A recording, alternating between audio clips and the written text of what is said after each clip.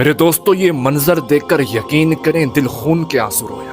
اب غیروں سے کیا شکوے کریں، اب غیروں سے کیا گلہ کریں، جب اپنے ہی اپنے نبی کے ادب کو بھول گئے، جب اپنے ہی شان رسالت کو بھول گئے۔ ظالموں کچھ تو خوف خدا کرو، جس در سے تمہیں عزت ملی بیٹھے، جس در سے تمہیں عزت ملی تم اسی کے در کی عزت کو بھول بیٹھے۔ مجھے لگتا ہے کہ اب تمہارے ضمیر مر چکے ہیں، اب تمہارے ضمیر مردہ ہو چکے ہیں۔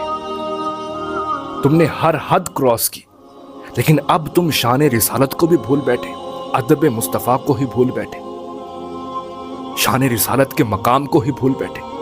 یہ تو وہ مقام ہے کہ کوٹ مٹھن سے حضرت خواجہ غلام فرید رحمت اللہ کی آواز آتی ہے، تو نے دھکڑے دھوڑے کھاندڑیاں، تیرے نام تو مفت وکاندڑیاں، تیرے باندیاں دی میں باندریاں ہم درد کتیاں نال ادب۔ فرماتے ہیں یہ تو وہ مقام ہے کہ جہاں کی پھرنے والے کتوں کا بھی ادب کرنا چاہیے۔ اللہ کہیں سے علامہ اقبال فرماتے ہیں سجود نیس عبدالعزیز این پرو ہم از مجدہ خاک ترے دوست۔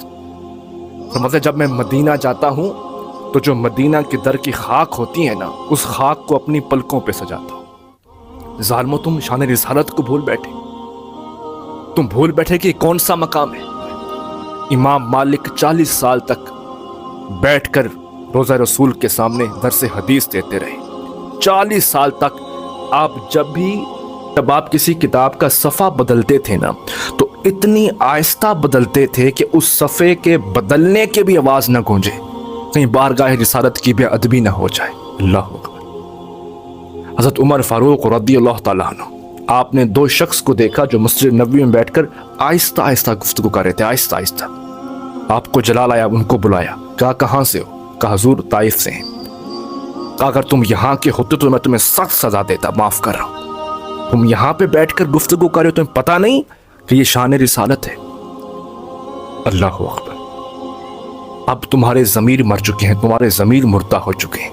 ہم کس کے شکوہ کریں، ہم کس سے شکایت کریں جب ایسے بے ضمیر لوگ وارث بن بیٹھے۔ جب ترکوں کا دور تھا نا، جب مسجد نبوی کو بنایا گیا، اس کی تعمیر کی گئی، تو جانتے تھے انہوں نے کیا ادب کیا۔ ایک ایک کو حکم دیا گیا کہ جب تم مسجد نبوی میں کام کرو گے نا، کوئی آپس میں گفتگو نہیں کرے گا، قرآن پاک کی تلاوت کرے گا۔